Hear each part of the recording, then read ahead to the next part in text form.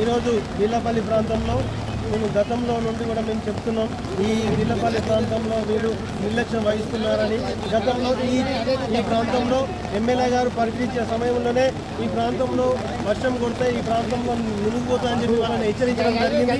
అయినా వీరు సర్పంచులు కూడా వీళ్ళు ఇక్కడ ఈ ప్రాంతానికి ఎలాంటి చర్యలు కూడా చేయకుండా ఈరోజు ఈ విపత్తుకి ఇక్కడ జరిగిన ఇల్లు మునిగిపోవడానికి కారణం ఇక్కడ పూర్తిగా ఆర్ఎఫ్సీఎల్ యాజమాన్యమే బాధ్యత వహించాలి.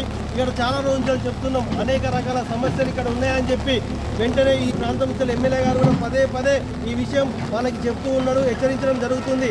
వర్షాకాలం వస్తుంది, ఈ చుట్టుపక్కల ప్రాంతాల నుంచి క్లియర్ చేయాలి, ఇక్కడ డ్రైన్ క్లియర్ చేయాలి అని చెప్పి చెప్పడం జరిగింది. అయినా కూడా వాళ్ళు పట్టించుకోకపోవడం వల్ల ఈరోజు పెద్ద ఎత్తున ఈ వీళ్ళపల్లి ప్రాంతంలో ఇలా ప్రతి ఇంట్లో నీళ్లు మునిగి చాలా ఇబ్బంది గురిచేసి వాళ్ళు ఈ రోజున ఇండ్లలో ఉండలేని పరిస్థితిలో ఇక్కడ ఉన్నారు.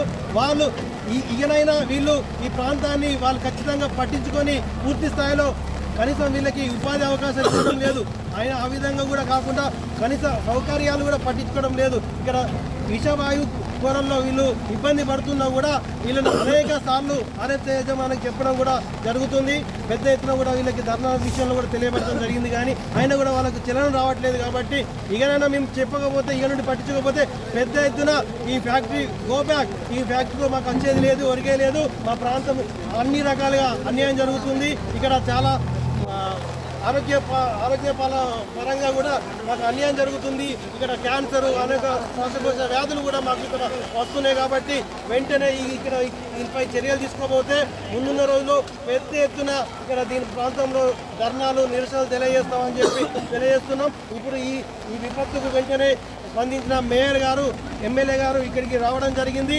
వెంటనే వాళ్ళు వచ్చి పరిశీలించి ఆర్ఎస్ఎల్ యజమానితో మాట్లాడడం జరిగింది. కలెక్టర్ గారు, సిపి గారు, డిఎస్పీ గారు, ఏసీబీ గారు కూడా ఈ ప్రాంతానికి రావడం జరిగి ఈ ప్రాంతం విషయంలో వాళ్ళు పరిశీలించి ఆర్ఎస్ఎల్ కూడా గట్టిగా వాళ్ళకి హెచ్చరించడం జరిగిందని చెప్పి సందర్భంగా తెలియజేస్తున్నాం. ఈ వీళ్ళ ప్రాంత ప్రధాన పౌరులుగా మేము ఖచ్చితంగా ప్రజల సమస్యను గుర్తించి ఖచ్చితంగా ముందున్న రోజుల్లో ఈ ప్రాబ్లం మరలా తరలితే పెద్ద ఎత్తున ఈ ఆర్ఎస్ఎల్ మీద మేము ధర్నా చేస్తామని చెప్పి తెలియజేస్తున్నాం.